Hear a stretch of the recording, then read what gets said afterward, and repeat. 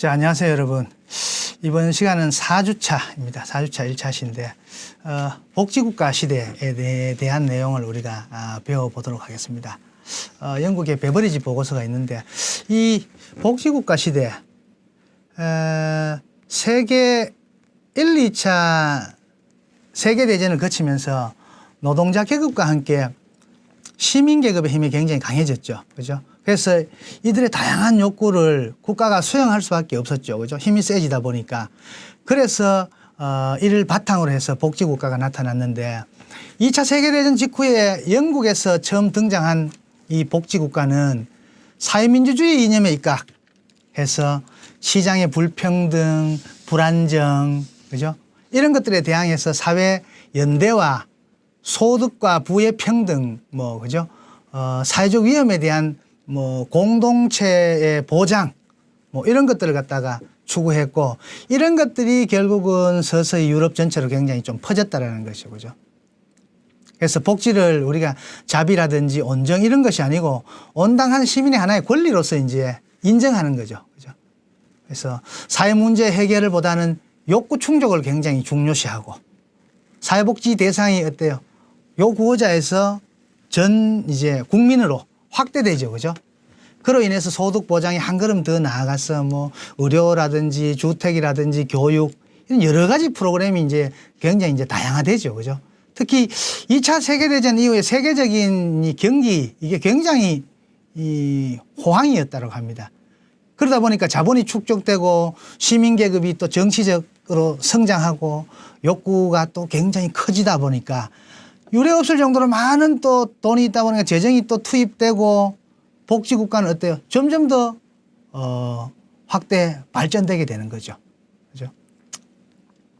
근데 이제 한편 복지국가가 성립된 이후에도 사회보험이 복지국가의 핵심 제도로 이제 존재하고 있었다라는 거죠. 그죠?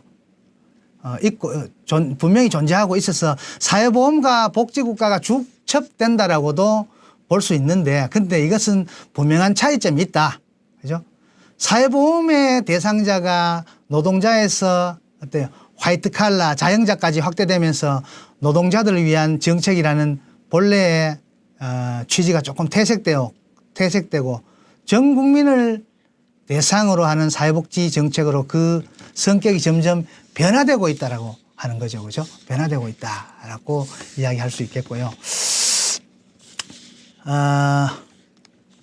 영국의 이 비버리지 보고서인데요. 2차 세계대전 이후에 복지국가가 여러 번 이야기했습니다만 처음 등장한 곳은 어디라? 영국이다라고 이야기할 수 있겠습니다. 그죠? 근데 영국은 1차 세계대전 이후부터 만성적인 실업 문제가 사회 문제로 굉장히 커다랗게 이제 대두가 됩니다. 그래서 1921년경에 실업보험이 국민보험으로 독립이 되어서 개정이 되었어요.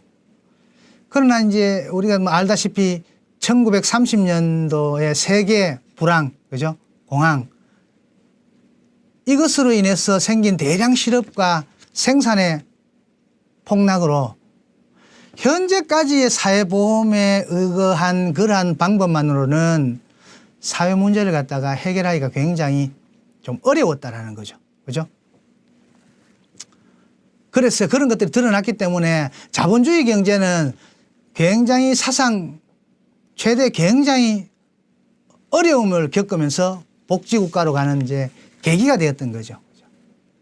그래서 2차 세계대전을 통해서, 영국은 뭡니까? 엄청난 수의 사상자, 빈민 이런 것들을 양산함으로써 종래 구빈제도나 시장을 통한 상업보험제도가 더 이상 작동할 수 없게 된다는 거죠.